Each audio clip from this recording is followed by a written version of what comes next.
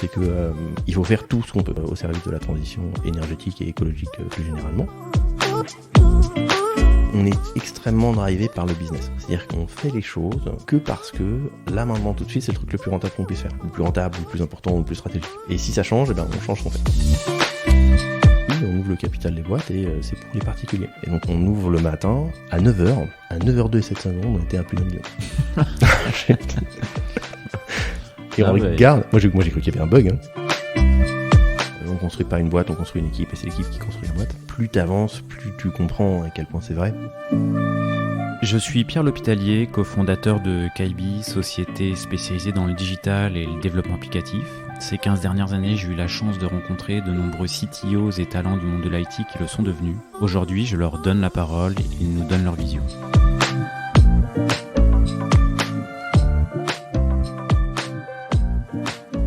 Eh bien, aujourd'hui, je suis en compagnie de Fabien Huette, qui est le CTO et cofondateur de Greengot. Merci beaucoup, Fabien, d'avoir accepté l'invitation. Tu nous viens en plus, entre guillemets, de loin.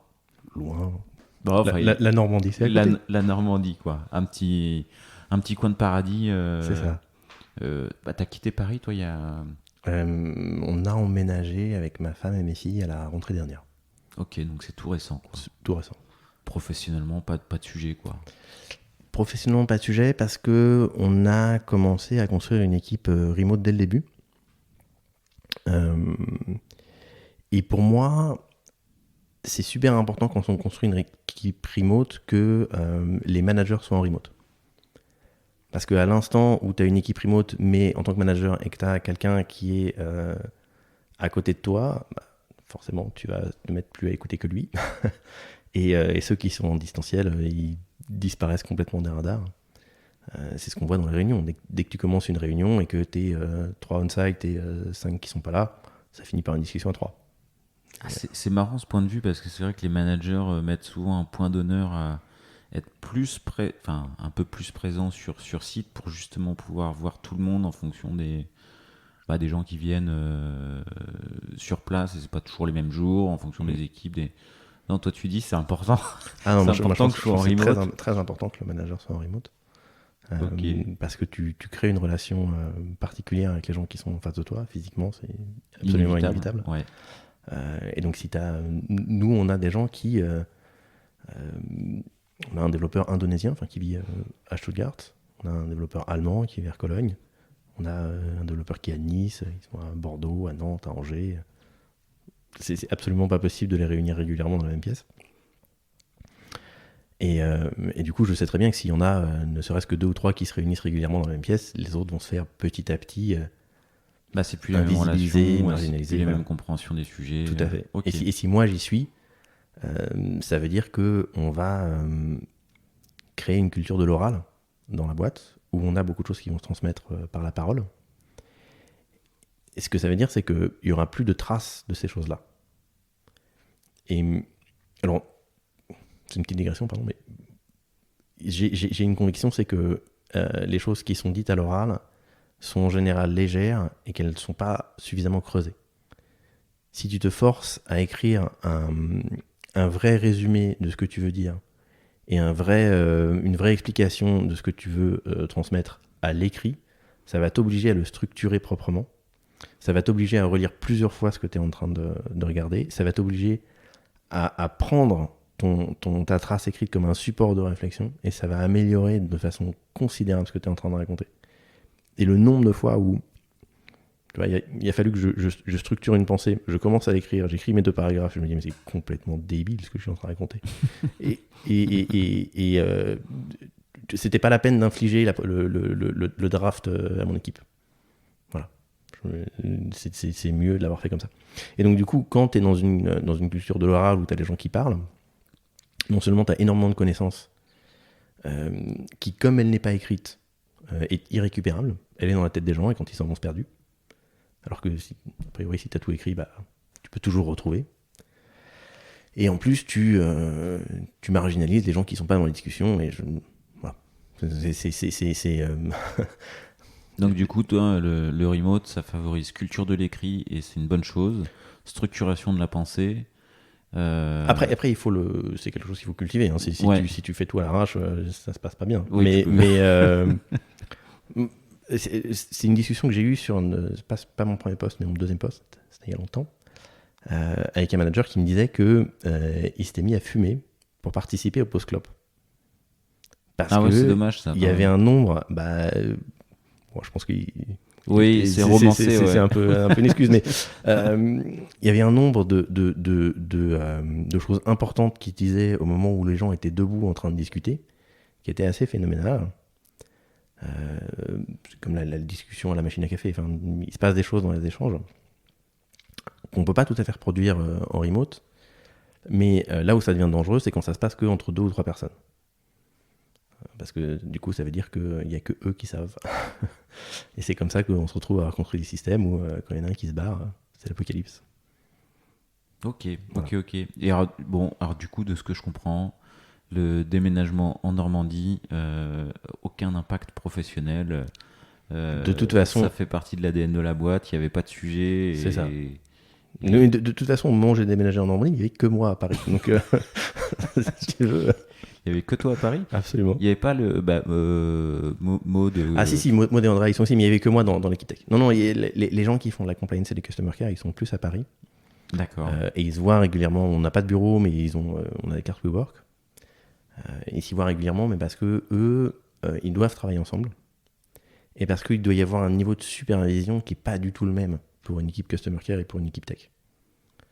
De la part d'une équipe tech, ce qu'on attend, c'est que en tant qu'employé parfait, idéal, il y a le build qui correspond à la vision qu'on s'est donnée ensemble, mais il y a aussi je regarde ma code base, je regarde mes fonctionnalités, je cherche un problème, je trouve un problème, je résous le problème, je mets ça en production et je viens dire à mon CTO, au fait, j'ai fait ça. Et donc, au fait. Voilà. Alors, ça veut pas dire que chacun est libre de faire n'importe quoi. On se parle, hein, mais en Customer Care, ils sont censés appliquer des procédures parce qu'il y a des contraintes légales, des contraintes compliance, des contraintes de process. Et puis parce que tu peux pas partir en freestyle avec des, avec des clients, quoi. Ils ont des problématiques qui sont strictes et tu peux pas ne pas résoudre leurs problèmes. Tu peux pas décider de le faire dans 3 semaines parce que ça correspond pas. Il y a plus de l'instantané. Il y a plus d'instantané, il y a besoin de plus d'encadrement. Puis c'est des gens qui sont beaucoup plus jeunes.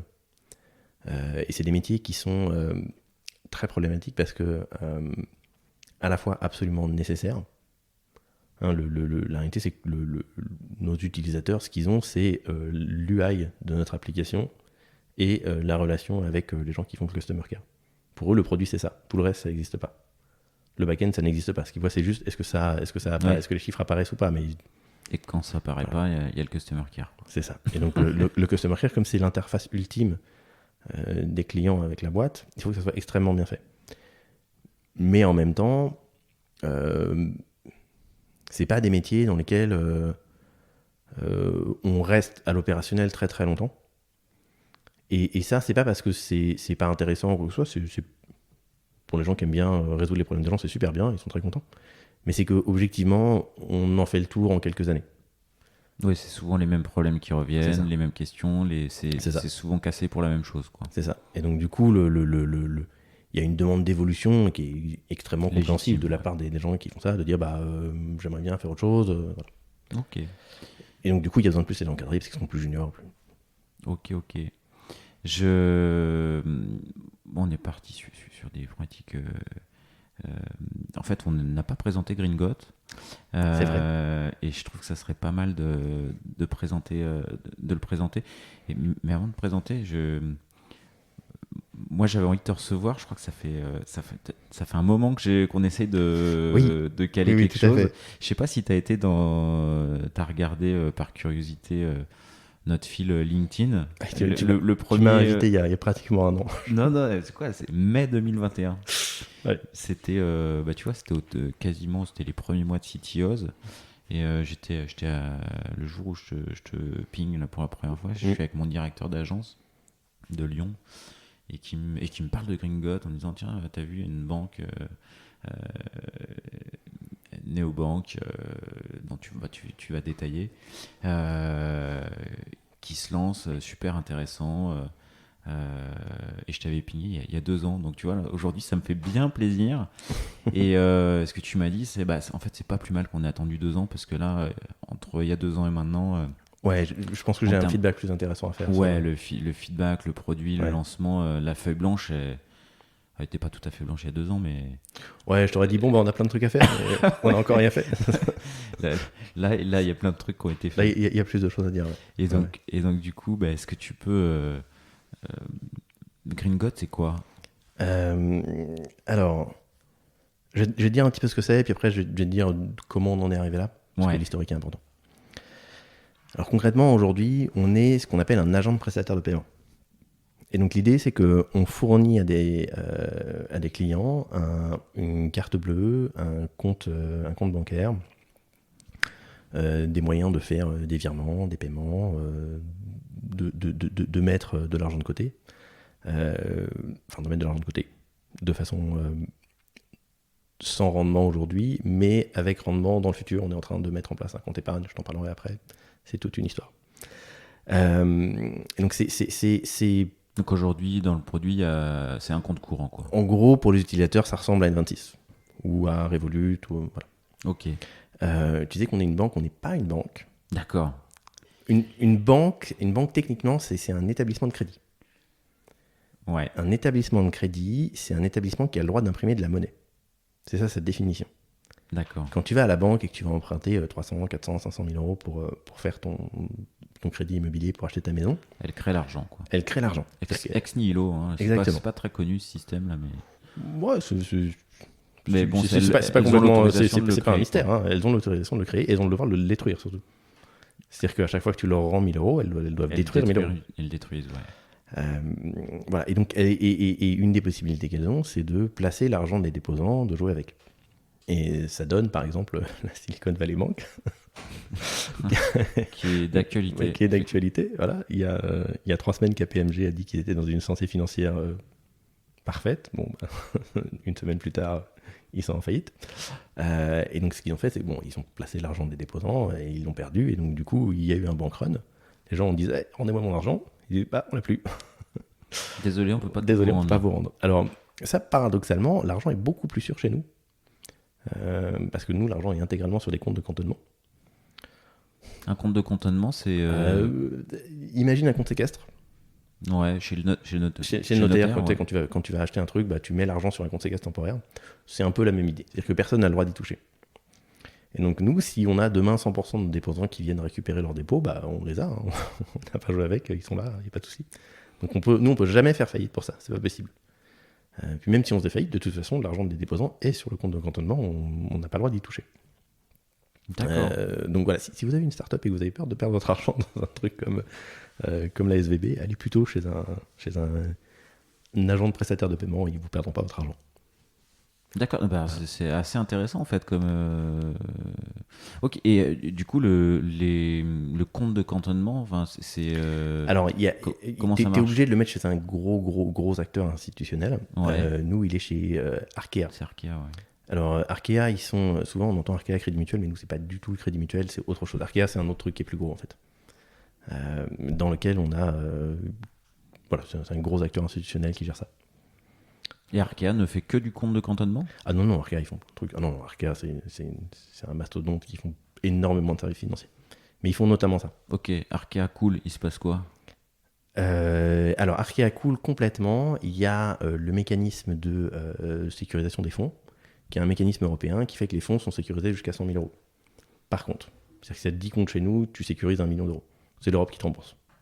Ok. Voilà. Et là, concrètement, après, il peut y avoir toujours des effondrements, mais s'il y a des effondrements de plus que ça, en vrai, c'est que c'est la Troisième Guerre mondiale et tu t'en fous. De toute façon, ton argent vaut plus rien, c'est pas grave. Ok. Ça fait partie des trucs. C'est pour faire un parallèle avec la tech.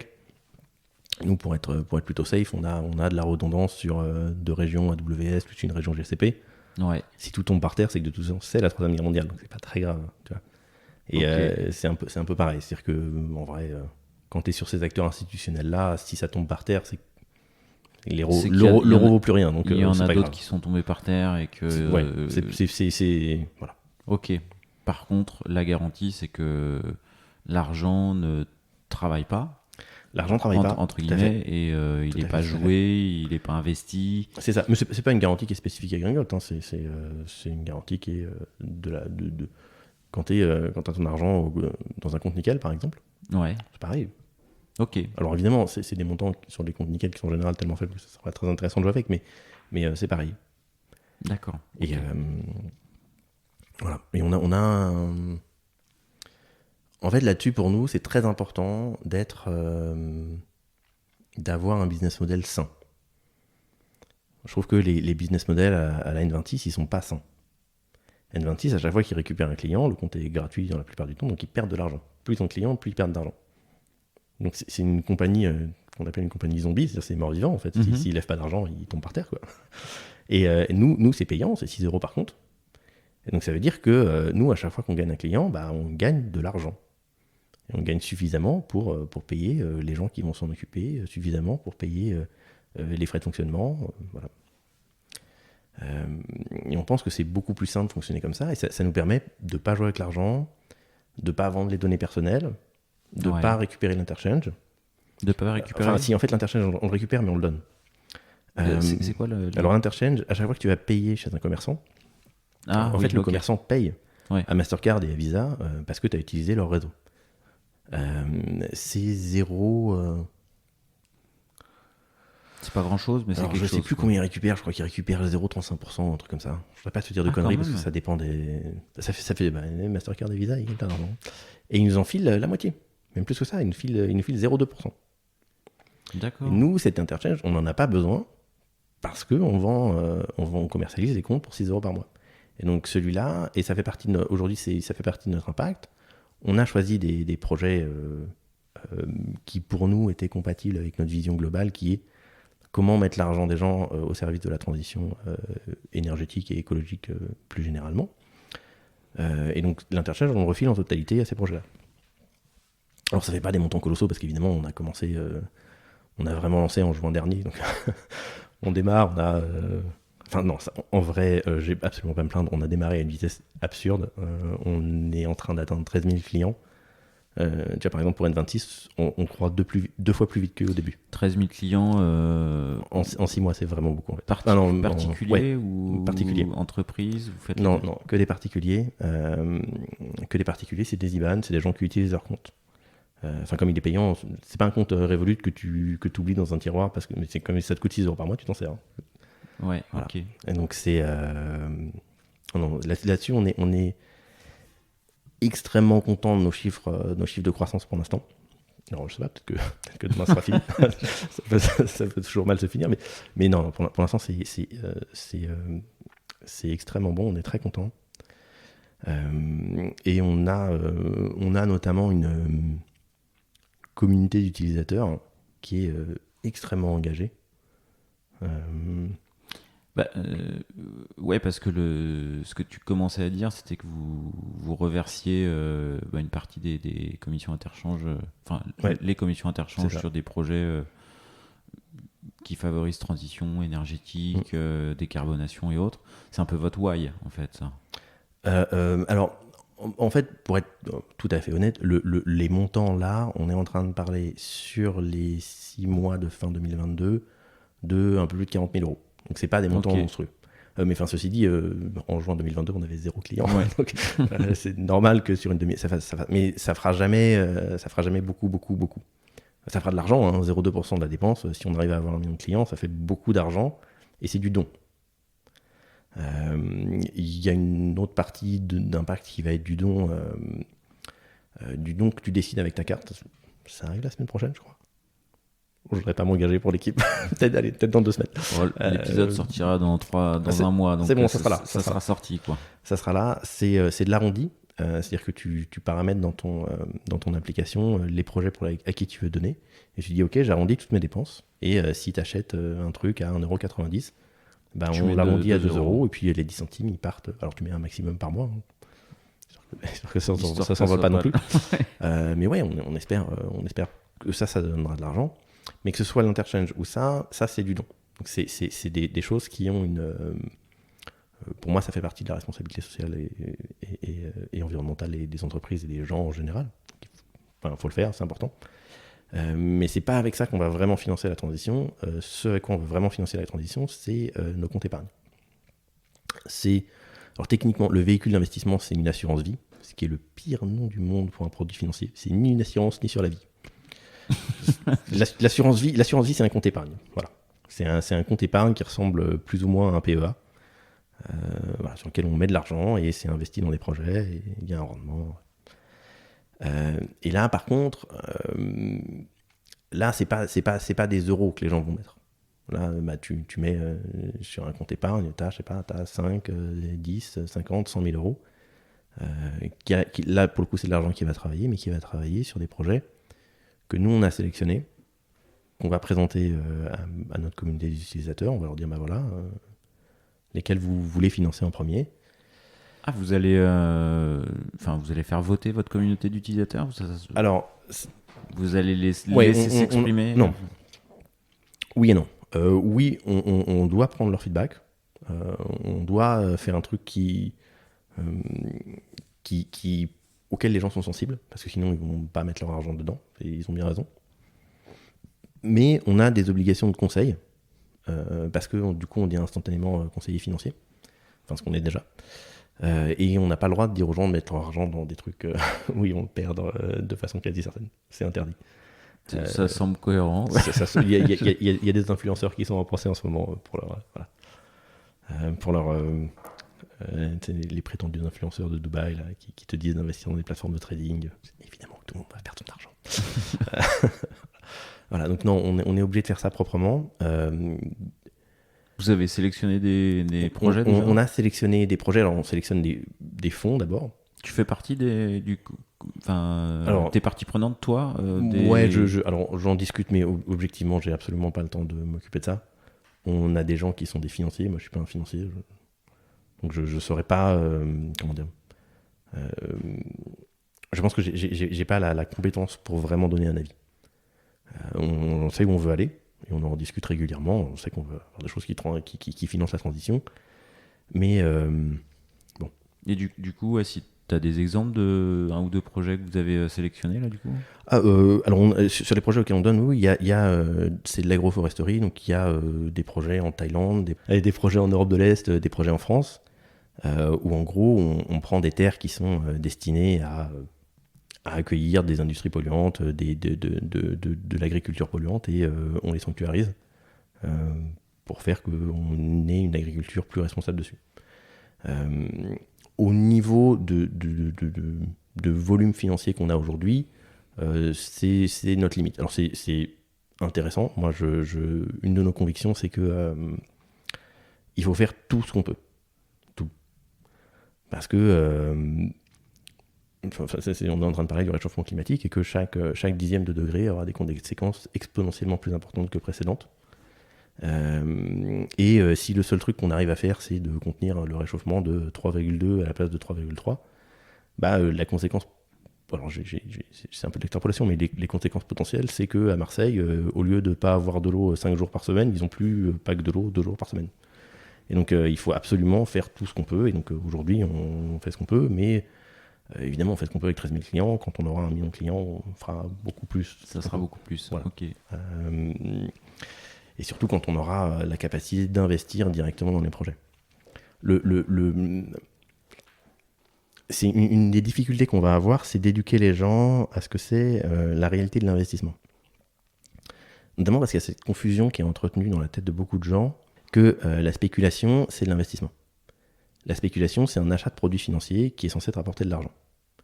Et aujourd'hui, tu as des gens qui te disent « j'ai investi dans Google ». C'est pas vrai. Tu peux pas investir dans Google. Pourquoi ? Parce que investir dans une boîte, c'est lui donner de l'argent pour qu'elle constitue son capital productif. Quand tu achètes une action Google, tu l'achètes à un propriétaire d'action Google qui n'a rien à voir avec Google, qui va refaire le toit de sa maison avec.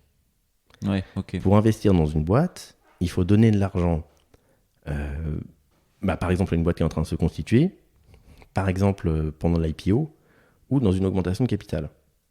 Si tu donnes de l'argent pendant l'IPO, tu donnes de l'argent à Google, ils vont en faire quelque chose, ils vont construire je sais pas, ils vont s'acheter des serveurs. Oui, une fois que les actions sont émises et achetées, à partir du moment où elles ont été achetées une fois, après les échanges d'actions sont non productifs, quoi. Ils sont non productifs. Alors, pas tout à fait. L'investissement a un besoin vital de spéculation. Parce que quand tu investis dans une boîte, elle grossit. Au bout d'un moment, tu as une IPO, tu vends tes actions, tu vas investir dans une autre boîte. Mais pour que tu puisses aller investir dans une autre boîte, il faut que tu aies récupéré ton capital, et donc il faut qu'il y ait des gens qui spéculent et qui t'aient racheté tes actions. Donc, on ne crache pas du tout sur la spéculation, c'est nécessaire. Il faut que les investisseurs puissent faire un exit pour qu'ils puissent aller réinvestir ailleurs. Mais c'est pas la même chose. Donner de l'argent pour avoir un produit financier qui va te rapporter de l'argent et donner de l'argent pour qu'une entreprise constitue son capital productif, c'est pas du tout la même finalité. Ouais. Mm-hmm. Voilà. Après, la grosse difficulté, c'est que le vrai investissement, c'est un métier qui est très risqué et qui est très difficile. Acheter des actions Google aujourd'hui, c'est pas très compliqué et c'est pas fondamentalement risqué. Ah, quoique, actuellement. Oui, ça peut toujours tomber, mais bon, souvent les gens ils s'achètent pas des actions Google, ils achètent un ETF, Nasdaq, voilà, un truc indexé, globalement pas très risqué. Mais par contre, investir dans une start-up, ouais, early stage. t'as quand même 9 chances sur 10 de perdre ton argent, quoi. Hein. Donc nous, on ne proposera jamais comme ça aux gens, c'est beaucoup trop dangereux pour eux. Par contre, l'idée, c'est d'être capable de leur proposer des packages qui leur permettent de mettre l'argent dans un ensemble de choses, dans un secteur, dans un fonds, où ils se disent, bon bah, là on a étudié tout ce qu'il y a dans le fond, alors on n'aura pas des rendements comme si on mettait de l'argent chez Total, hein. Désolé. Mais ça, on en a pas mal parlé avec nos clients potentiels et ils s'en foutent. Enfin, oui, c'est votre communauté, et tu parles pas de clients, tu parles de communauté presque, hein, oui, parce que ils adhèrent à l'esprit, quoi. Mais avec le. Oui, mais parce qu'il y a rendement, c'est pas le sujet principal. Il faut qu'il y ait un peu de rendement. Je veux dire, c'est ton argent, il faut pas qu'on en perde, il faut pas. Voilà. Mais c'est pas le que ton portefeuille fasse 1,5 ou un 80, franchement. Ouais, c'est pas le sujet. Ouais. On est en train de. Tu vois, la réalité, c'est que la description du futur en 2100, c'est la moitié de la planète qui peut plus produire de bouffe parce que le climat est catastrophique au-dessus de ta tête, quoi. Et quand t'as 10 milliards de personnes dans 5 milliards qui n'ont pas à manger, bah ça fait des guerres de la faim, quoi. Et ça c'est pas un. La réalité, c'est que les modèles des années 80 qui regardent le changement climatique entre 1980 et 2020, ils nous prévoyaient un réchauffement entre 1,1 et 1,3 degrés.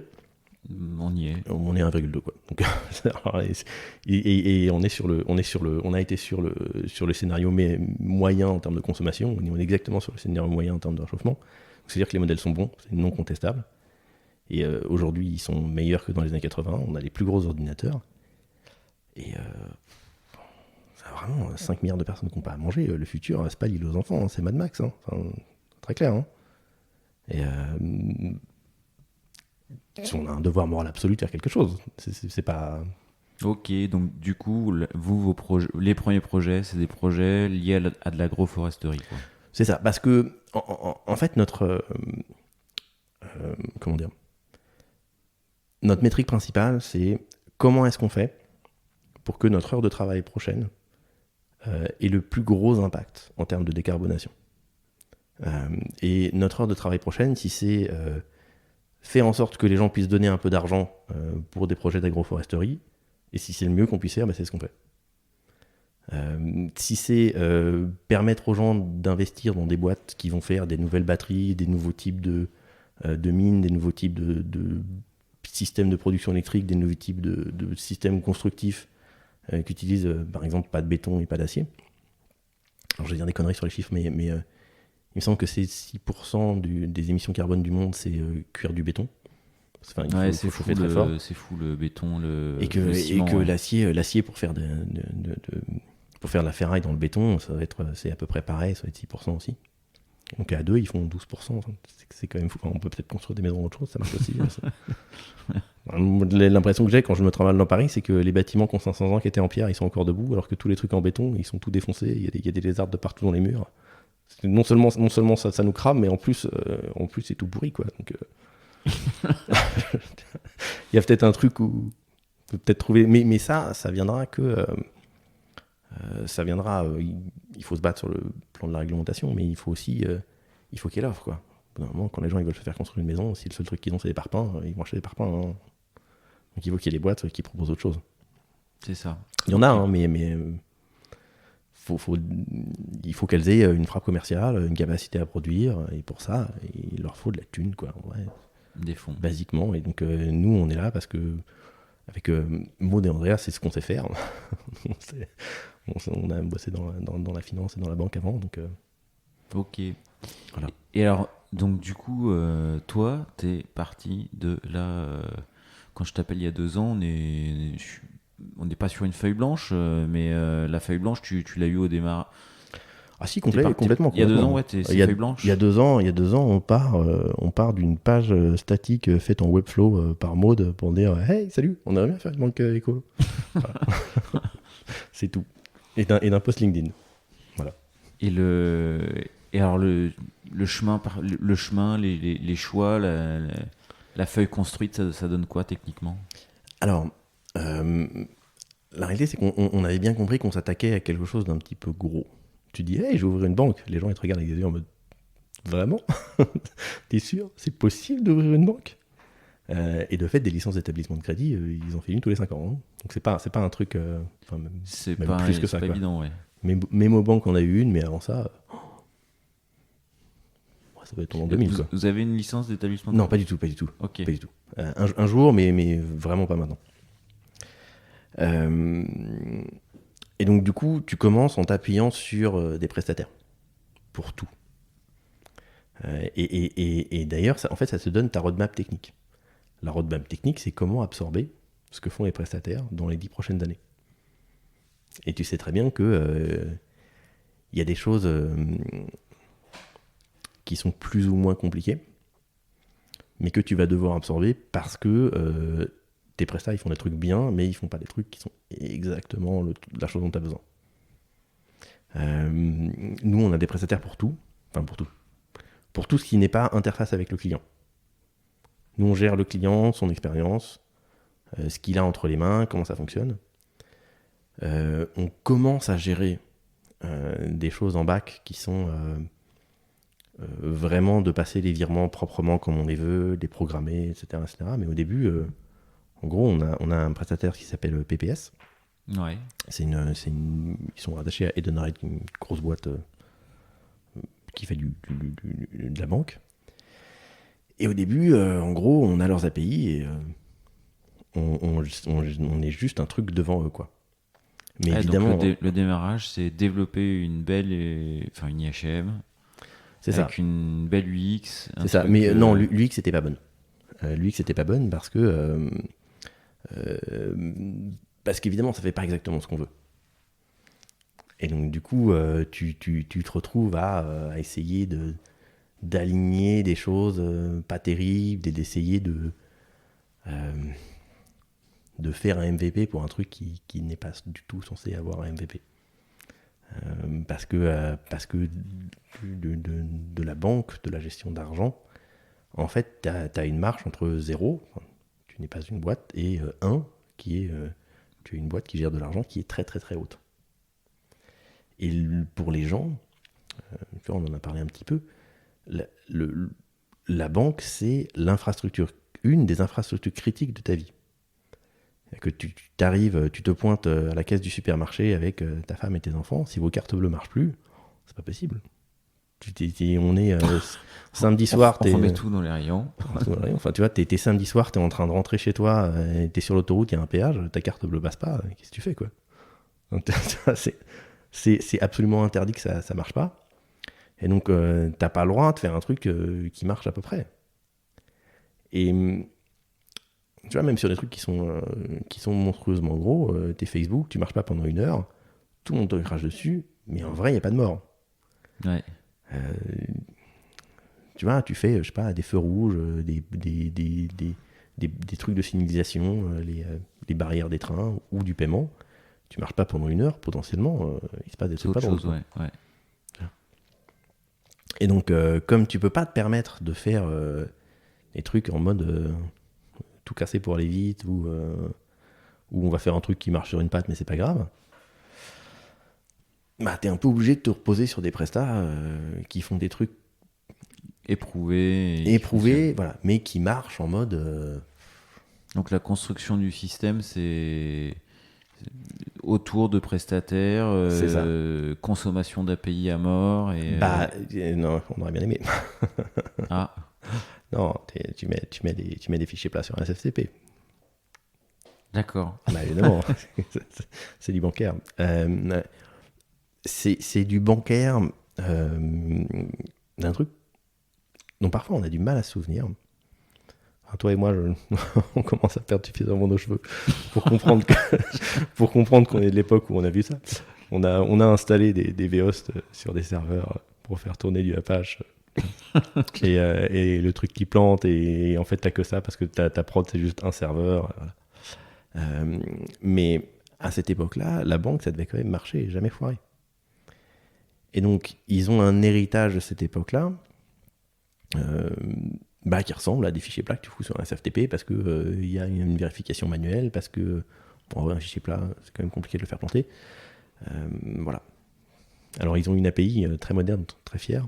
SOAP, t'es tellement content de faire du XML. Voilà. Mais voilà. Ils sont très bien. Moi, je suis très content d'être avec eux. Ils sont super stables, ça fonctionne bien. Voilà. Après,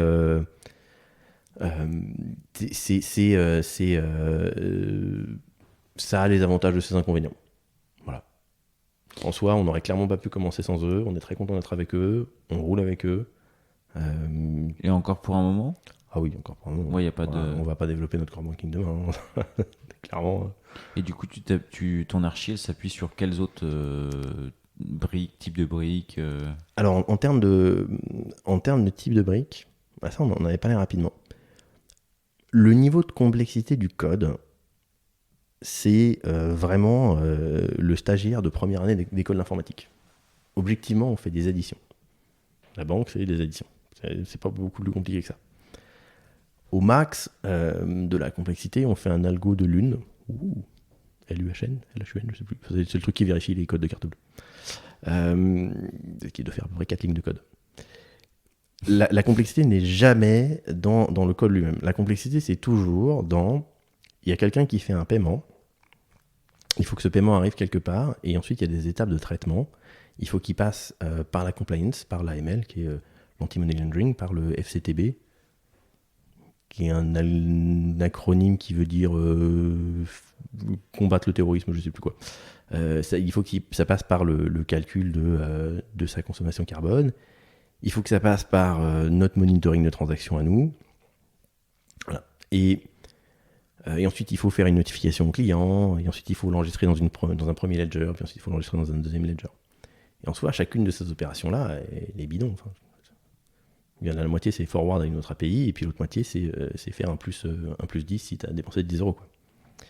Mais en vrai, qu'est-ce qui se passe si ça plante au milieu de l'opération ? Si l'opération 4, elle foire, qu'est-ce qu'on fait ? Il y a des raisons pour lesquelles ça plante, qui reviennent souvent. Alors en vrai, ça plante pas tant que ça. Ouais, j'imagine tout à fait rare, transparent, ça plante assez rarement. On a, j'en sais rien, on n'a pas un volume de transaction extraordinaire non plus. On a une transaction toutes les 6 secondes en ce moment. C'est pas non plus... Enfin, ça commence, en quoi. moyenne sur la journée, évidemment. Tout le monde, on a toutes nos transactions qui sont faites le midi et le soir. Mais voilà. Donc, c'est pas un volume de transactions monstrueux. Alors, je dis n'importe quoi, c'est beaucoup plus que ça maintenant. Bon, je sais plus, mais c'est pas grave. Toujours est-il que c'est un truc que les serveurs n'ont qu'un problème à tenir, mais t'as toujours des problèmes de network qui foirent, des problèmes... c'est la vie, quoi. Là, le réseau, Juste c'est une des grosses raisons de plantage, quoi. Oui, parce qu'il y a beaucoup d'étapes qui passent par beaucoup de réseaux différents, par beaucoup d'API, et puis que, Okay. tu vois, sur la chaîne de 10 prestats, t'en as quand même régulièrement qui est en rade, quoi. Et donc, comment est-ce qu'on fait pour empêcher que le cycle ne corresponde à un vrai bug, à un vrai plantage ? Donc, comment est-ce qu'on fait pour faire des retries ? Comment est-ce qu'on fait pour reprendre là où on en est ? Est-ce que, en fonction de là où ça plante, il faut soit tout effacer et tout recommencer ? Il faut soit reprendre là où tu en étais, mais avec les bons paramètres et en ayant tenu en compte et en ayant récupéré la réponse précédente des différentes étapes. Voilà. Et ça, c'est évidemment beaucoup plus complexe que juste le fait de forwarder au système de vérif d'après, quoi. Okay. C'est ça. Et là-dessus, on se repose sur Temporal. Temporal, c'est génial. Temporal, ouais, tu m'en parlais un peu. Ouais, j'avais jamais entendu parler. Temporal.io. En gros, alors, le code qu'on a chez nous et qu'on exécute nous, on n'exécute justement pas nous, on est tout en serverless. Le serverless, c'est extrêmement cher à l'exécution, mais tant que tu n'as pas des volumes de dingue, c'est beaucoup moins cher de faire du serverless que de t'occuper de tes serveurs. Il faut avoir... c'est notre approche. L'approche, c'est qu'en gros, nous, on balance à Amazon du code, et que lui, il se débrouille pour le démarrer, le runner, nous dire quand il y a un problème, et... Alors, en vrai, ça se passe pas tout à fait comme ça, mais la théorie, c'est qu'à chaque fois que tu envoies, que tu invoques une lambda, bah, elle démarre de zéro, elle exécute le code et elle s'éteint.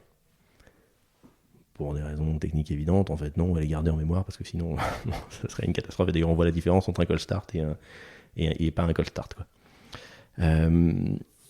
Du coup, ça nous permet de pas du tout nous occuper de l'ops de ce code qui tourne. En gros, on balance, on envoie le code et il se débrouille. Et temporal, c'est un peu pareil, mais pour les process. C'est-à-dire qu'on écrit un process temporal. En fait, d'ailleurs, on l'écrit d'une façon assez similaire à nos lambda. Donc, en gros, on a juste un décorateur tout en haut qui dit « ceci est un process temporal », et puis au moment du déploiement, ça va envoyer les process temporales vers des process temporales et les lambda vers des lambda. Mais ton process temporal, ça peut être un truc qui démarre maintenant et qui dit « Ok, dans 7 jours, tu feras un virement ». C'est-à-dire que au lieu d'avoir un truc où on met, il y a un million de façons de faire la même chose, mais tu vois, on pourrait dire, on met un cron et on va vérifier toutes les minutes s'il n'y a pas un virement programmé à faire. Ouais. Bah là, sur Temporal, on envoie un truc qui dit, à telle date, tu feras ça. Et en fait, du coup, le code démarre, il se met en sleep pendant 7 jours, et puis hop, il reprend son exécution. Et Temporal, ça s'occupe de ça. Ce qui est extrêmement puissant. et ça plante pas, c'est incroyable. Les use cases sur lesquels vous utilisez? Tous les trucs asynchrones, c'est-à-dire tout. Ok. Non, mais c'est vraiment tout. C'est-à-dire que, en fait, tu vois, quand tu fais une transaction carte bleue, ouais. Le délai moyen pour qu'elle soit confirmée, c'est 5 jours. Ah bon? Oui. Elle est en pending. En fait, pendant les premiers jours, si tu vas acheter un truc avec ta Mastercard, 24 heures plus tard, tu as le droit de les appeler et de dire « mais c'est pas moi qui ai fait cet achat ». Et donc, il y a toute une période pendant laquelle, en gros, ils la vérifient, ils attendent la transmission finale du... tu sais, les commerçants, ils sont censés envoyer... Alors, ils les envoient plus parce qu'il y a de la démat maintenant, mais ils étaient censés envoyer leur ticket carte bleue pour qu'ils soient pointés un par un et qu'on acte définitivement que la transaction était passée. C'est un truc qui date du moment où on signait les... T'avais un dessus de carte bleue, tu le signais, et puis voilà, c'était la réception et l'enregistrement du reçu signé qui faisait la transaction. Et donc du coup, nous on a... C'est vieux ça. Bah oui, mais tu te rends bien compte que ça marche toujours comme ça. il y a des trucs qui sont des héritages de ça, qui sont toujours là. Enfin, ça marche plus comme ça parce qu'il y a du legacy. Quoique, en fait, ce système fonctionne toujours. Parce que dans la finance comme dans plein d'autres domaines, on n'a pas le droit de déprécier les trucs.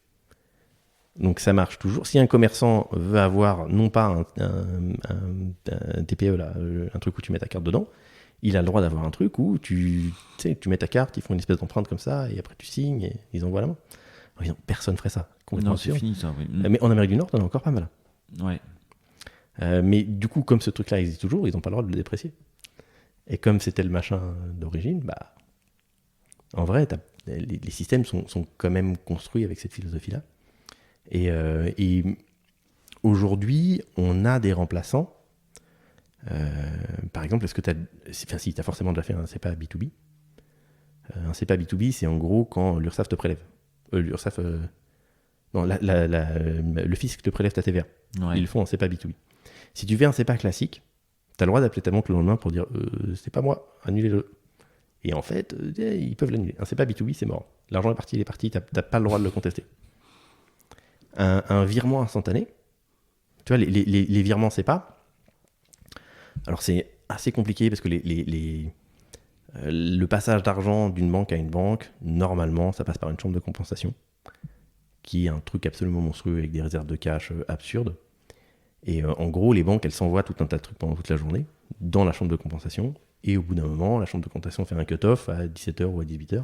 Et ils disent, OK, telle banque, tu dois de l'argent à telle banque. Et en fait, tu leur donnes que 100 000 balles alors que vous êtes échangé 10 millions d'euros, quoi. Mais il y a juste un 100 000 balles d'écart. Un virement instantané, c'est deux banques qui se connectent l'une à l'autre et qui disent, tiens, de l'argent. Mais ça, une fois que l'argent est parti, il est parti. Et la plupart des process dans le bancaire sont faits pour avoir un machin avec un clear à un moment, avec un cut-off à un moment, avec une acceptation finale de la transaction qui va se faire dans potentiellement plusieurs jours.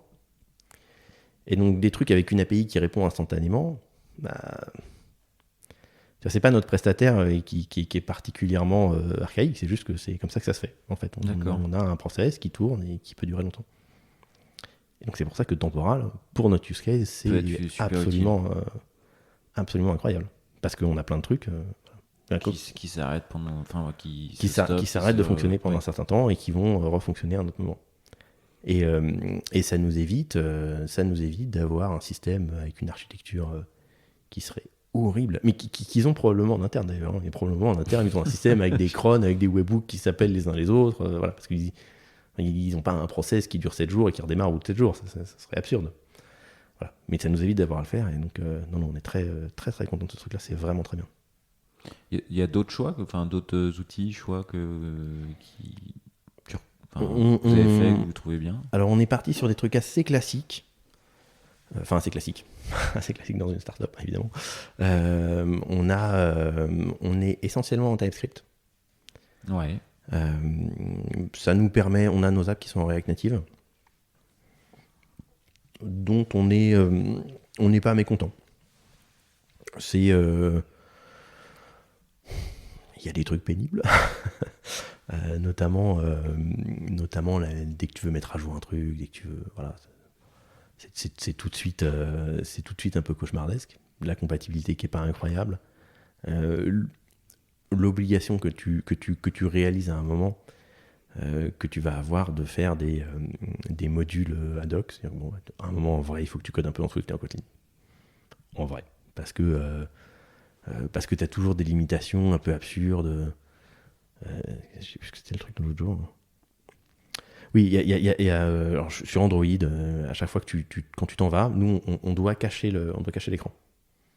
C'est en gros, si tu vois ton solde, quand tu passes une application en fond et que tu vas sur une autre application, on doit mettre un gros écran vert dessus pour qu'on ne voit pas le solde. C'est une obligation légale, ça? C'est pas légal, mais c'est une bonne. On s'engueuler, quoi. Voilà. Donc okay. Du coup, on le fait. Le problème, c'est que, alors je sais plus pourquoi, mais la dernière version de React Native avec laquelle on pouvait pas updater parce que c'était pas compatible avec le machin Stripe, c'est toujours ça, React Native. T'as un truc qui est, comme il faut tout mettre à jour en même temps, c'est toujours le même problème. Donc ça marche bien, mais t'es obligé de bloquer pas mal de versions. Donc du coup, sur Android, tu pouvais pas écouter le fait que tu passais en background. Et donc, on fait un petit module natif en Kotlin. Enfin, c'est pas moi qui le fais, c'est le développeur William, notre développeur mobile qui s'en occupe. Il fait un petit module qui va écouter ça en Kotlin et puis après tu le rebranches sur React Native. Donc en soi au final ça finit toujours par marcher, hein, voilà. Mais il y a des petits chemins détournés. Voilà. Mais c'est une bonne techno, moi je trouve que c'est très bien. Voilà, donc du coup ça nous permet aussi d'avoir, comme notre back en TypeScript aussi, ça permet que tous les développeurs puissent lire le code de tout le monde. Ok, c'est homogène, vous êtes homogène quoi. Ouais, et puis d'avoir des pratiques un peu voilà, sur le formatage du code, sur la façon dont on commit, qui sont tu vois, on met des trucs comme Commitlint et Committizen. Ouais. C'est des outils assez répandus, hein. Pas spécialement d'innovation, quoi. Tu fais ta petite commande, tu fais yarn commit et puis t'as un petit machin qui te dit mettez votre message, ah non votre message il est trop long et t'as oublié d'indiquer ce que c'est, voilà, donc ça t'oblige à formater un peu les trucs. Et entre il y a 2 ans et maintenant, justement, avec la croissance de l'équipe, passer de 1-2 à 10 ouais, et puis ouais, on est passé de 1-2 à 10. Objectivement, on commence à voir des problématiques d'organisation. Mais elles sont assez légères. On les sent vraiment pour le futur. Pour l'instant, il n'y en a pas. Aujourd'hui, à 10, ça fonctionne bien, quoi. Aujourd'hui, ce qui fonctionne très bien, c'est que chacun a son périmètre. Ça, c'est un truc que je veux garder dans le temps, mais chacun a son périmètre, chacun est responsable de son truc. Et du coup, tu te coordonnes beaucoup avec toi-même, quoi. Et en général, se coordonner avec soi-même, c'est facile. Tiens, je suis d'accord avec ce que je pense. Voilà, c'est exactement ça. Alors, ça a aussi un défaut, hein. Objectivement, de temps en temps, ça serait pas mal de faire un peu plus de review archi. Voilà. Ouais, vous en faites peu. On commence à en faire parce qu'ils sont maintenant, il y a des duos sur tout. Sur chaque périmètre, il y a 2 personnes qui regardent à chaque fois. Donc il y a de la review, voilà, mais ça reste assez light. Moi, je suis content comme ça. Vraiment, je suis content comme ça parce que aujourd'hui, on est un peu dans le sweet spot de la productivité. Tu vois, où tu sens que si tu rajoutes une personne par équipe, ça fera pas. Quand tu passes de 2 à 3, tu n'augmentes pas ta productivité de 50%, en fait. Tu l'augmentes de 30%, quoi, parce que tu passes du temps à te coordonner. Alors à 2, ça va. Sur chaque périmètre. Et alors, du coup, tu disais, voilà, j'arrive dans cette période où je commence à sentir que dans le futur, je vais avoir des choses à structurer d'un point de vue regard. Tu sens quoi, là, en fait? Qu'est-ce que tu sens? C'est quoi le momentum? Il y a le truc principal, hein, mais que tout le monde voit dans ces conditions-là, c'est la problématique du couplage. C'est-à-dire que tu as un back qui est couplé avec le front, que tu as un front qui attend le back, que tu as un back qui est obligé de refaire des trucs parce que le front a décidé de changer la façon dont il affiche les choses, etc. Le premier truc qu'on a fait là-dessus, on l'a acté, on a l'infra, et maintenant on est en train de développer le code de ça. C'est d'avoir une séparation BFF-BFB. Donc on a un BFF qui est un backend for front-end, qui va du coup être de la responsabilité du front. C'est lui qui va le coder. D'accord, ok. Donc, si tu veux, c'est lui qui va dire j'ai une page de transaction, je veux la paginer. C'est moi qui fais la fonction, qui va aller récupérer dans la base de données la liste des transactions et qui va me la rendre comme j'en ai besoin. Qui va me retirer les champs dont j'ai pas besoin, voilà, qui va me construire le truc comme j'en ai besoin. Donc, c'est lui qui va se faire ces résolveurs GraphQL exactement comme il veut. Et en même temps, on a un BFB qui est le backend for backend, qui lui va répondre aux requêtes du BFF. Aux commandes du BFF. Donc il y aura une séparation entre. Tu as une application qui fait des. C'est le CQRS. Ouais. Tu as une application qui fait ses queries avec un BFF. Le BFF va dans la base de données chercher ce dont il a besoin, qui est une base de données réplicable, la base de données source de vérité. Et tu as un BFB qui, lui, va gérer les vraies commandes, qui va lancer les process, qui va lancer un virement, qui va lancer un ajout de bénéficiaire, parce qu'on considère que c'est pas du tout la même chose de lancer un virement et de demander la liste de tes transactions. Oui. Objectivement, s'il y a quelqu'un qui vole la liste de tes transactions, ça nous fait bien chier, mais en vrai... Alors que s'il y a quelqu'un qui fait un virement en ton nom, là, c'est moins rigolo. Là, c'est beaucoup, beaucoup moins rigolo. Voilà. Donc, c'est pas le même niveau. C'est pas le même niveau de sécurité, c'est pas le même niveau de. Voilà, sur tout un tas d'aspects, on sépare les choses. Mais on en parlait rapidement avant. Moi, mon objectif là-dessus, c'est de réussir à séparer des équipes en produits. Alors, j'en parlais rapidement du calculateur carbone là, pour toutes les transactions. On attache un coût carbone à chacune des transactions. C'est un produit qui aujourd'hui, qu'on avait externalisé au début parce qu'il fallait qu'on démarre vite et qu'on ait une réponse. Ça marchait bien, on était plutôt satisfait du prestat, mais on voulait d'autres trucs. Et puis surtout, on voulait pouvoir par exemple adapter au régime alimentaire. Parce qu'aujourd'hui, on sait, on est capable de dire ça c'est des courses que tu as fait dans un supermarché. On va dire que tu as dépensé 500 grammes de carbone, Mais en vrai, si tu bouffes de la barbaque à tous les repas ou si tu es vegan, c'est complètement faux ce qu'on est en train de te dire. Et donc, il va falloir qu'on adapte et que tu sois capable de dire quel est ton régime alimentaire, de dire quelles sont tes habitudes de consommation, de dire ce que tu achètes en général. Et donc, on va pour être capable de te donner des chiffres qui sont beaucoup plus proches de la réalité, en vrai, il faut qu'on fasse notre produit à nous. Donc, on a commencé par faire ce petit calculateur carbone, et aujourd'hui, c'est intégré, c'est le back-end qui s'en occupe. Il va devenir un peu plus complexe, et donc il faudra probablement quelqu'un à plein temps dessus. Mais là, pour moi, l'objectif, c'est de le sortir complètement de l'équipe back-end, d'avoir cette personne qui soit externalisée, évidemment à l'intérieur de l'entreprise, mais externalisée par rapport au back-end, et qu'elle construise un produit que le back-end consomme. Donc cette personne qui construit un produit, elle fera une API, une documentation, et il y aura un couplage très léger, parce qu'elle sera complètement indépendante. Et ce que j'aimerais, alors je ne sais pas dans quelle mesure c'est possible, et dans quelle mesure on a la capacité à faire ça, mais ce que j'aimerais dans l'idéal, c'est que cette personne, elle vende ce produit à l'extérieur de Gringot à d'autres fintech qui ont besoin d'un calculateur carbone, et qu'elle le construise dans cet objectif-là. Même si elle ne le vend jamais, ça n'a aucune importance. Ça aura été construit dans cet objectif-là, et donc du coup... Le couplage faible. Quoi. Couplage très faible, documentation propre. Exactement. Adaptée aux organisations. Quoi. C'est ça. Transposer les principes d'injection de dépendance de la clean architecture aux orgas. Et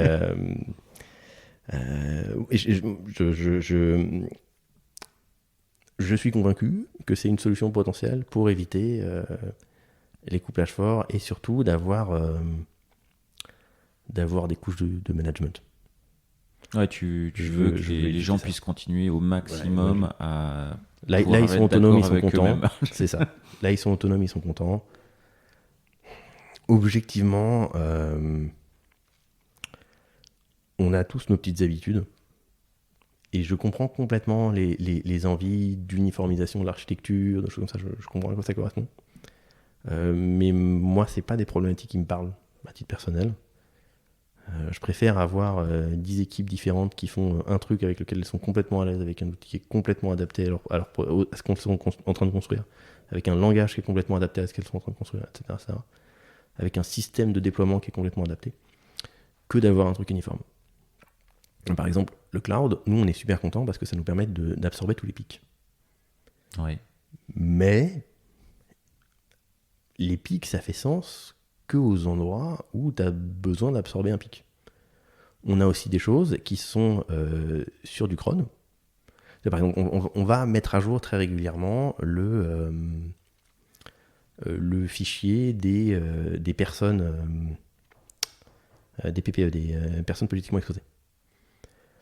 On doit, à chaque fois qu'on onboard quelqu'un, vérifier qu'il ne fait pas partie de la liste des personnes politiquement exposées.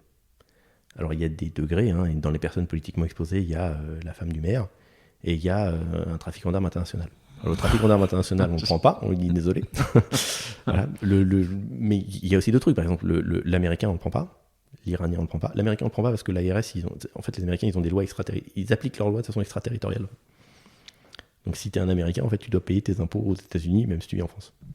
Alors, on a des accords de non-double imposition, mais c'est la théorie. Donc du coup, leur fisc, ils viennent te voir, ils disent alors, combien il a gagné ? On n'a pas envie de faire ça. On le fera sûrement un jour, mais aujourd'hui, on prend pas les Américains. Par choix, vous prenez pas les Américains. Par choix, on prend pas les Américains, on prend pas les Iraniens parce qu'on n'a pas le droit. D'accord. Ce qui nous arrange pas trop parce que Maud est franco-iranienne du coup. A priori, on aurait les clients.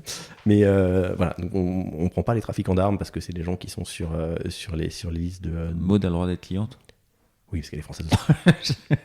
On prend pas les trafiquants d'armes parce qu'ils sont sur les listes de l'OFAC. Mais donc il faut qu'on actualise nos listes tous les jours. Un, pour vérifier qu'on va onboard des personnes, et deux, pour vérifier que parmi nos clients, personne ne fait partie de ces listes. Et cette actualisation,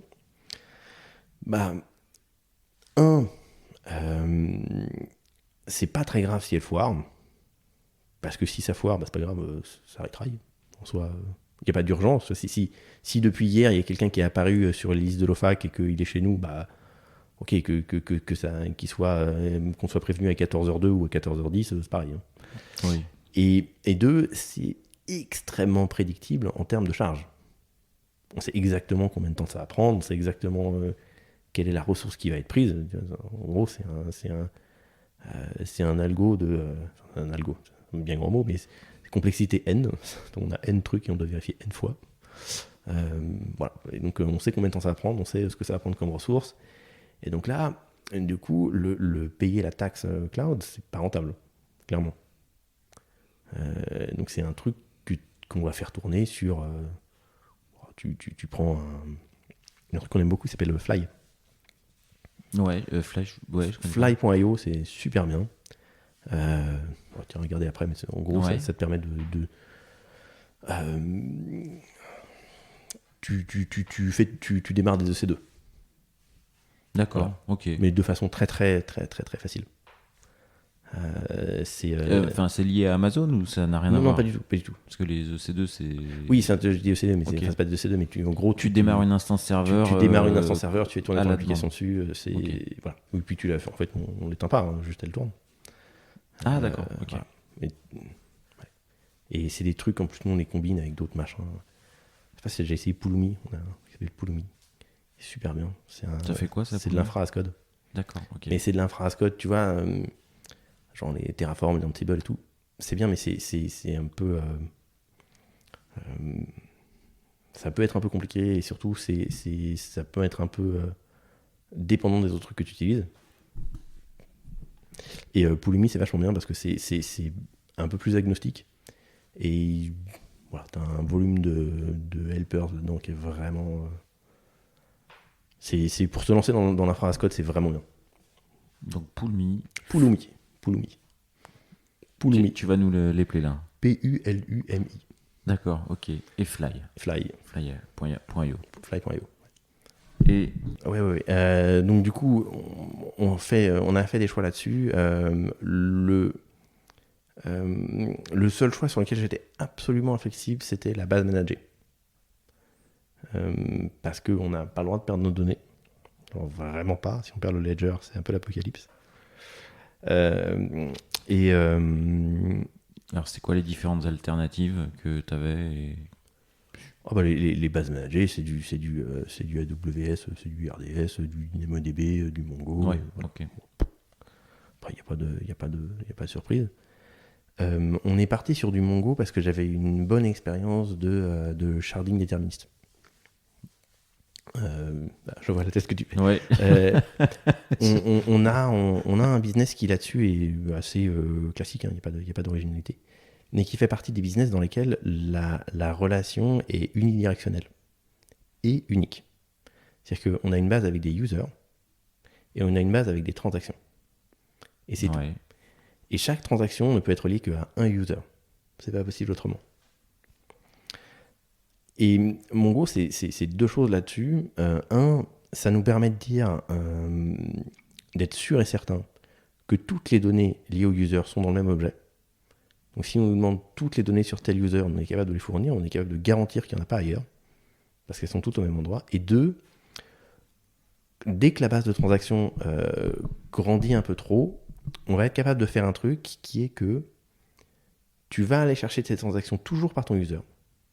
Ça fait pas sens d'aller chercher une transaction tout seul, ça fait pas sens de passer par les transactions. Mais du coup, quand tu fais ta requête, si tu es Facebook et que tu as un utilisateur, tes messages ils sont shardés dans 10 000 bases, quoi. Tu prends ton utilisateur et en fait tu vas faire une requête à chacune des 10 000 bases pour dire est-ce que tu as des messages de cet utilisateur, et il va se les renvoyer. Mais nous on peut dire si l'ID de l'utilisateur se termine par 1, c'est dans la base 1, si ça se termine par 2, c'est dans la base 2, si ça se termine par 3, c'est dans la base 3. Et donc on a un sharding qui est déterministe au sens où on sait que toutes les transactions de ces utilisateurs-là seront dans cette base, on sait où elles sont. D'accord, ok. Et parce que évidemment si tu as un système de messagerie, comme c'est potentiellement entre 10 utilisateurs, tu peux pas prédéterminer dans quelle base tu le mets, c'est pas possible. Voilà. Alors que nous on a ça. Si on a une transaction, on sait à quel utilisateur elle est, donc on sait où la mettre et on sait où aller la chercher après. Et avec Mongo, c'est facile de faire ça. Voilà. Ok. Et alors les gros chantiers techniques à venir, chantiers technico-fonctionnels du coup. Alors les gros chantiers techniques. Dans un an on se revoit, Les gros chantiers technico-fonctionnels. Il s'est passé quoi? Alors nous, on est extrêmement drivé par le business. C'est-à-dire que on fait les choses que parce que là maintenant tout de suite c'est le truc le plus rentable qu'on puisse faire. Enfin, le plus rentable, ou le plus important, ou le plus stratégique. Et si ça change, on change ce qu'on fait. Mais a priori, notre plus gros chantier sur l'année à venir, ça va être de faire le compte pro. On va terminer l'épargne, mais ça, techniquement, c'est très très engagé. Donc, c'est pas très compliqué de dire qu'on aura fini, parce que vu où ça en est. On va terminer l'épargne et après, ça sera le compte pro. Le compte pro, ça sera la grosse, ça sera le gros truc. Qu'est-ce qui change pour le compte pro? Enfin, qu'est-ce que ça implique techniquement, fonctionnellement? Alors, techniquement, il y a quelques implications sur les virements instantanés et le CEPA B2B dont j'ai parlé tout à l'heure. Ouais. Mais ça, c'est pas si monstrueux que ça. Par contre, objectivement, la plupart des process sont différents. Tu vois, typiquement, tu n'auras plus un utilisateur, un compte, une carte et un ledger de transaction. Parce que tu auras un utilisateur principal qui va avoir des utilisateurs secondaires qui vont attribuer des cartes, qui auront des transactions. Donc c'est-à-dire que notre modèle ne fonctionne plus. Donc en gros, on prend une nouvelle base de données et on fait un modèle dedans. D'accord. Très clairement. Et celui-là, il sera relationnel. Aujourd'hui, on est très peu relationnel. La seule relation qu'on a, c'est un utilisateur des transactions. Ouais. Là, on aura beaucoup plus de relations. Donc ça ne sera pas le même modèle de données. Ça ne sera pas la même base. Ça sera un outillage très très différent. Parce que sur un compte pro, le truc qui est très très important, c'est d'être capable d'agréger correctement les transactions, d'ajouter des justificatifs, de faire un truc qu'on va faire évidemment, parce que il y a une réglementation qui est sortie il y a 2 mois, je crois, 3 mois, qui dit qu'à partir de 2025, je crois, tous les professionnels vont devoir passer par un logiciel de caisse. C'est obligatoire. Par un logiciel de caisse? Alors un logiciel de caisse, c'est un grand mot. Mais l'idée, c'est que tu seras plus en mesure de faire une facture à la main à un autre professionnel. Toi, ça te concerne, par exemple. A priori, tes clients, c'est pas des particuliers. Donc, tu seras obligé de faire une facture. Tu vas passer. C'est un problème de TVA. De façon, ça fait partie de la lutte contre la fraude fiscale. Quand tu regardes la fraude fiscale, le truc numéro 1, mais qui prend une énorme part, c'est la fraude à la TVA. Du coup, tu seras obligé de passer par un truc tiers qui te fait ta facture et qui garantit un petit peu à qui va la TVA et d'où elle vient. Ok, j'ai entendu parler du sujet. Voilà. Ce qui est pas du tout absurde. Enfin, alors, mon opinion, c'est qu'en fait, on devrait juste arrêter de se faire des chèques et quand t'envoies d'un siret à un siret, tu devrais juste pas mettre de TVA. C'est grotesque. Mais bon, c'est comme ça que ça fonctionne, c'est comme ça que ça fonctionne. Le résultat, c'est que pour les... Je suis assez d'accord avec toi. Ouais, franchement... Bah... Oui, ça ne sert à rien. Tu vas t'acheter du matos, tu payes la TVA, puis après l'État te la rend. Pourquoi on fait ça, quoi? Bon, bref. Puis après, bon... C'est pas le sujet. Débat, ouais. C'est vraiment pas du tout le sujet. La réalité, c'est que du coup, on aura plein de professionnels qui seront des... Nous, on vise pas les grosses boîtes, hein, clairement. Qui seront pas équipés de ça. Et évidemment, c'est l'endroit où ça fait le plus de sens d'avoir ça, c'est sur ton compte bancaire. Parce que nous, on va pouvoir... on t'émet ta facture, on la transmet à ton client, tu nous laisses ton mail, on la transmet à ton client. Tout doit être dématérialisé en plus. Tu as vu que ça n'existe plus le papier. Ouais. Ce qui est une bonne chose, hein, mais c'est-à-dire que tu construis ta facture dans ton espace sur Gringot, tu appuies sur un bouton, on te l'envoie, et puis nous, on fait les relances automatiques pour que le client paye, et puis une fois qu'il t'a payé, du coup, on est capable de lier directement la facture au paiement. C'est quand même pratique, quoi. Tiens. Voilà, mais donc du coup, la totalité de cet outillage-là, des outils n'existent absolument pas pour les particuliers, parce que qu'est-ce qu'ils en feraient? Donc c'est un gros produit... c'est un gros chantier. C'est un gros chantier SaaS. Ouais, ok. Qui est pas du tout pareil, qui est pas la même approche. Ça sera une équipe complètement différente. Voilà. Ok. Et sur l'année écoulée, on n'a pas parlé de la levée de fonds, mais est-ce que tu as eu un rôle... Enfin, tu as été impliqué. Il y a eu une levée de fonds récente? Alors, tout le monde est impliqué dans les levées de fonds. Ouais, non, mais du coup, toi, ton rôle en tant que CTO... alors, mon rôle, c'est tu t'es fait auditer, enfin, les systèmes ont été audités. Bah oui, voilà. Peut-être un peu... Il y a une petite due diligence, quand même. Un petit signe d'échec, il regarde ce que tu fais. Ouais. Et donc, tu es censé expliquer où tu vas, ce que tu as fait, à quelle vitesse tu veux build, ce que tu veux avoir comme équipe, ce que c'est ta vision de la tech, ce que c'est ta vision du produit, ce que tu veux construire, quelles vont être tes priorités. Tu es censé expliquer un peu ce que ça sera tes OKR globalement. Et vous avez levé combien là du coup? Alors du coup, en fait c'est une histoire intéressante. Ah bah voilà. On n'est pas ultra capital intensif, on paye que des salaires. Hein. Voilà, Oui. et de toute façon, en vrai, on onboard à peu près aussi vite qu'on peut, mais voilà. Donc on a levé 4 avec des fonds, qui sont des fonds à impact, notamment le lead du tour, c'est Pale Blue Dot. C'est un fonds suédois qui finance que des boîtes qui font de la transition. Qui fait que ça, ok. Ouais. Ils sont super sympas, on est super content de les avoir trouvés. C'est vraiment une... Je les connaissais pas du tout avant. Et c'est vraiment très très bien. On n'avait pas l'impression de parler à des financiers classiques, quoi. Ils ont des objectifs vraiment sympas. Puis je sais pas dans quelle mesure ils veulent être evergreen, c'est-à-dire dans quelle mesure ils veulent rester perpétuellement chez nous, ou dans quelle mesure ils veulent faire une exit pour réinvestir dans d'autres boîtes après. Je sais pas exactement ce qu'ils veulent faire là-dessus, mais ils ont une philosophie qui nous plaît beaucoup. Ils veulent nous laisser travailler, et voilà, c'est vraiment très... Mais en même temps, ils nous aident, ils nous ont mis en relation avec plein de gens, donc ça c'est vraiment très cool. Voilà. Et du coup, on s'est dit aussi qu'on allait ouvrir la levée de fonds à nos clients. On dit bah pourquoi pas, parce qu'on nous l'a demandé pas mal de fois. Et donc on s'est rapproché de gens qui s'appellent CrowdCube. Et donc CrowdCube, ils nous ont dit bah voilà, bah chez nous on fait ça en général, il n'y a pas de souci, on ouvre le capital des boîtes et c'est pour les particuliers. Et donc on a mis, ils nous ont dit voilà, vu comment vous êtes, on va essayer de faire rentrer un truc, allez donner cette semaine et puis mettez un objectif 1 million, vous verrez bien si ça sera rempli. Et donc on ouvre le matin à 9h et à 9h02 et 7 secondes, on était à plus d'1 million. Et on regarde, moi j'ai cru qu'il y avait un bug. Hein. Non, mais il y a de l'attraction hein, sur. C'est ridicule. C'est absurde. Et en fait, nous, on avait un accord pour. On ne devait pas dépasser. On ne devait pas dépasser 1,5 million. Et donc, en fait, du coup, on a arrêté. Mais le temps qu'on arrête le truc, il y avait 2 millions. Enfin, 1 900 000 et quelques.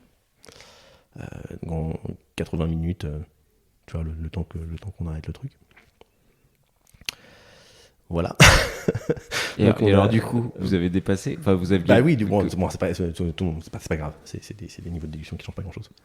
Donc du coup, on est parti sur 6.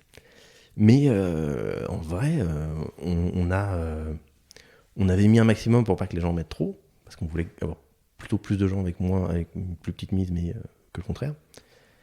Et du coup, on a 1380 personnes qui ont eu le temps de mettre.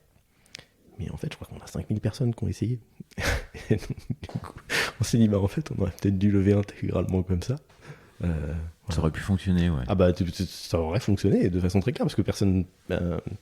c'était pas... Et tu l'expliques comment? Vous êtes connu?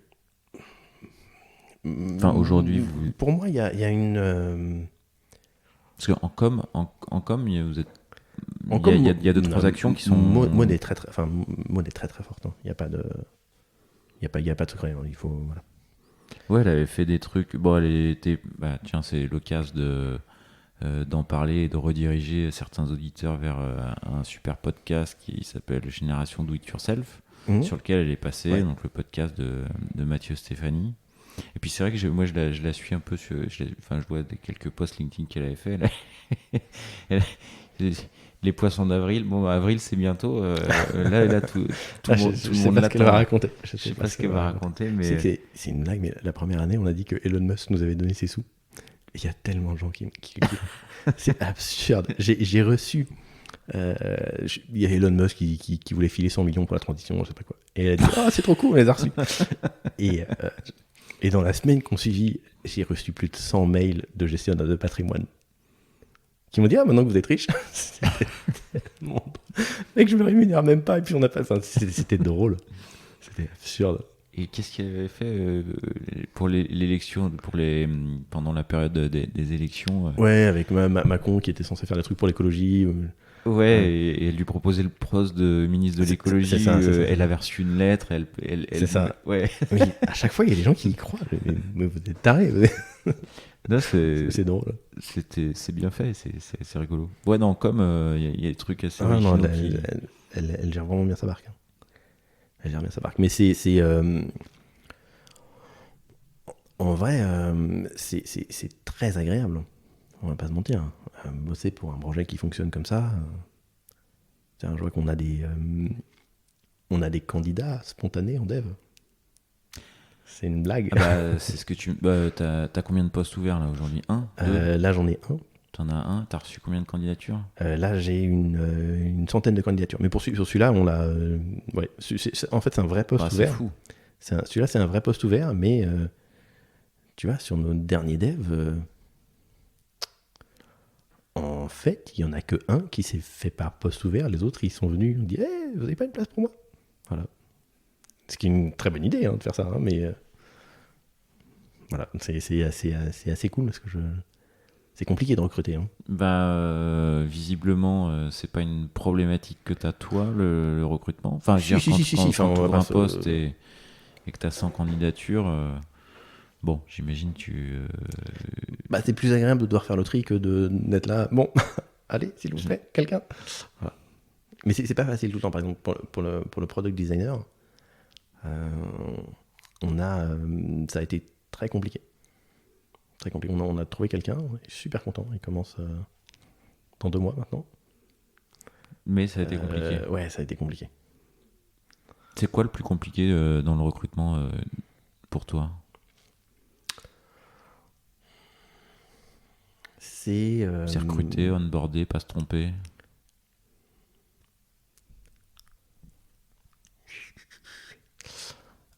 Il se trouve que on a dû mettre fin à 2 périodes d'essai et que on a dû se séparer de quelqu'un.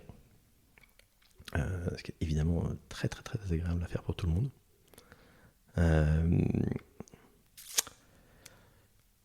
Le plus dur, c'est de se séparer des gens. C'est pas les recruter.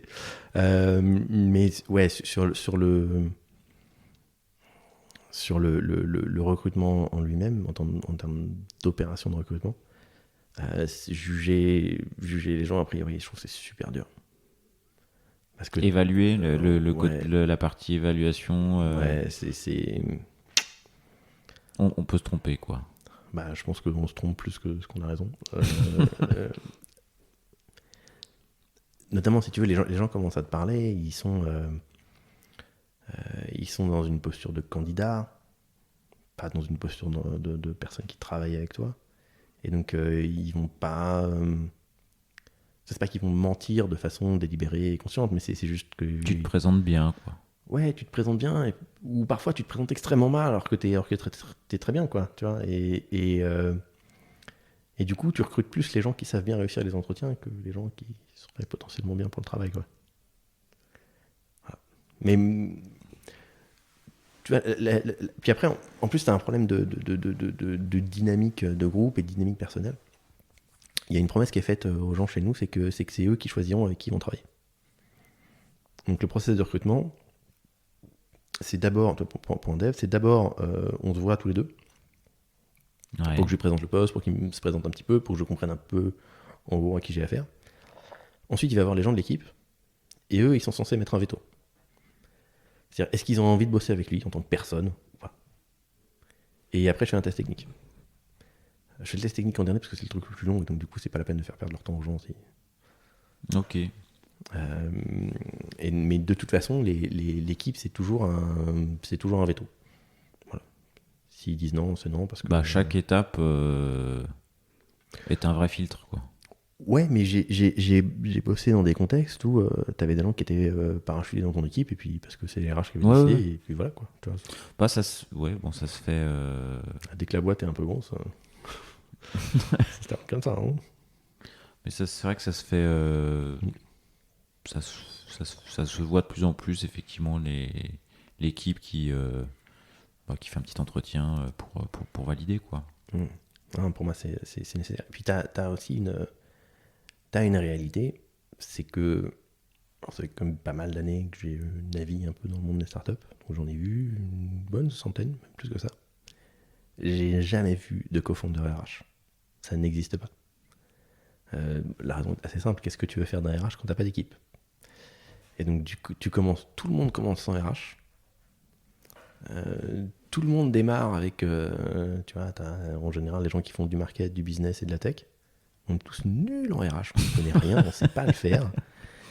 Et au bout d'un moment, tu commences à être 20, 30, 40, 50 et tu dis, là, c'est pas possible, il nous faut absolument un people officer parce qu'on est nuls, quoi. Mais tu vois, de la même manière que si tu prends un RH et que tu lui demandes de coder une app, il va pas y arriver, quoi. C'est au démarrage quand tu te plantes, Et c'est ça qui est dur, hein, c'est que c'est là que tu as le plus gros impact, mais en même temps...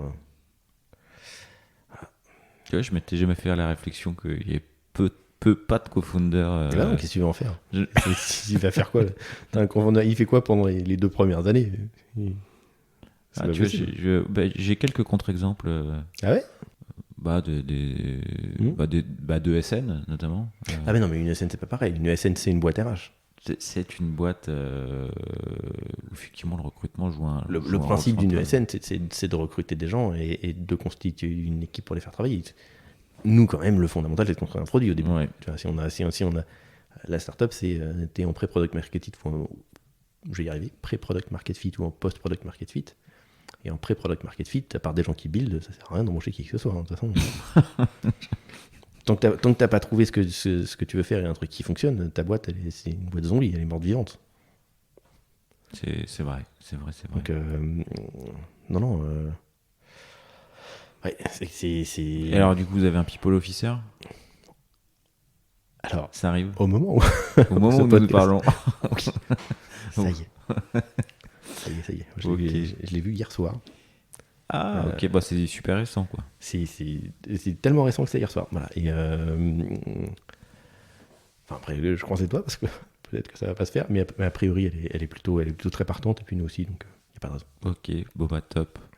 Et cette bonne nouvelle va marquer le début des 4 dernières questions. Est-ce que Fabien, tu as un surnom? Alors, en tout cas, pas que je sache, les seules personnes qui m'appellent pas Fabien, c'est mes filles. Elles m'appellent papa, mais c'est un chouette. je ne sais pas. C'est un joli petit surnom. Voilà. Ok, on me le donne. J'espère bien qu'il n'y aura pas d'autres gens qui vont m'appeler comme ça. Parce que ça va faire très étrange. Tu vas retourner au bureau. Ok. Est-ce qu'il y a une phrase, une expression, une idée qui t'accompagne? Pour reboucler un peu sur le sujet RH dont on parlait, c'est plus un ensemble de phrases. C'est toutes les phrases qui disent on construit pas une boîte, on construit une équipe, et c'est l'équipe qui construit la boîte. Et plus tu avances, plus tu comprends à quel point c'est vrai, parce que plus tu comprends à quel point ta capacité à faire est limitée, et à quel point tu as besoin de construire des gens, de construire une culture, de construire une communauté de gens qui vont bosser ensemble, qui vont... voilà. C'est un truc global. Ok. Est-ce que tu donnerais un nom, un titre à cet épisode? Je suis pas très bon, faudrait demander à ChatGPT, là, il nous trouve un truc. mais le transcript dans ChatGPT, il lui trouve un titre. Hashtag flippant. Ok. Écoute, je sais pas si je vais faire le test, mais si tu le fais et que ça te sort... On verra, ça se trouve, il va nous trouver un truc incroyable. Un truc pas mal. J'aurais besoin d'un tweet en moins de 5 mots, s'il te plaît. Ok. Et est-ce qu'il y a une dernière question que je t'ai pas posée, que tu aimerais que je te pose? Sur la difficulté de recrutement d'une équipe diverse, dans tout ce que ça signifie. on a réussi à construire une équipe. Pourtant, des candidatures, t'en manques pas, quoi. Ouais, mais tu vois, par exemple, sur la centaine de candidatures que j'ai là en bac, j'ai une femme. Et en gros, j'ai une femme, 3 personnes qui ne sont pas des hommes blancs de 25 à 40 ans. Voilà. Et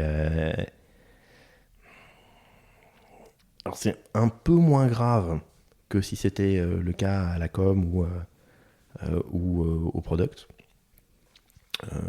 Parce que là, pour moi, ça serait vraiment la mort. On ne peut pas concevoir un produit pour des gens s'il n'y a pas de diversité dans l'équipe. Mais c'est un problème pour l'équipe tech aussi. Ce qui me fait peur, c'est de se retrouver à grandir, à se retrouver à 20, 30, 40, 50 et avoir 95% qui nous ressemblent, hein, des hommes blancs.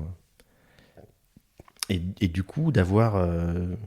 s'il y a une femme qui se pointe et qui voit ce truc qui effectivement est un boys club, de dire du coup c'est pas pour moi, quoi. Et donc ne pas avoir de diversité au début qui devient un bloqueur pour en avoir par la suite, ce qui va finir par être un problème. On a besoin de gens qui n'ont pas les mêmes problématiques, qui n'ont pas la même expérience de la vie, qui n'ont pas voilà, parce qu'on peut pas construire un produit juste pour nous, quoi.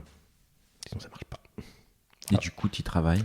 Du coup, j'y travaille, mais c'est compliqué. J'ai juste pas les candidats. C'est probablement de ma faute aussi. Hein. Peut-être que on formule pas les choses comme il faut. J'y travaille. J'ai demandé à des gens de m'aider là-dessus. Voilà, on verra. Je suis de plus en plus convaincu qu'il faut forcer les choses. Que ça se fera pas tout seul. Ça se fait pas tout seul. Voilà. Ok. Et ben, ce sera un chouette mot de la fin.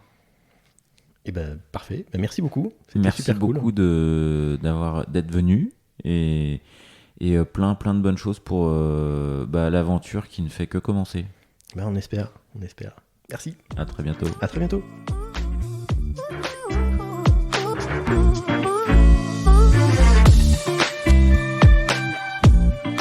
L'épisode est terminé, j'espère qu'il vous a plu, et si c'est le cas, c'est le moment de prendre 2 ou 3 secondes de plus pour 2 ou 3 clics. Un petit clic pour un pouce bleu, ou un petit clic pour un partage aux copains, ou un petit clic pour vous abonner et ne pas rater le prochain épisode. À très bientôt.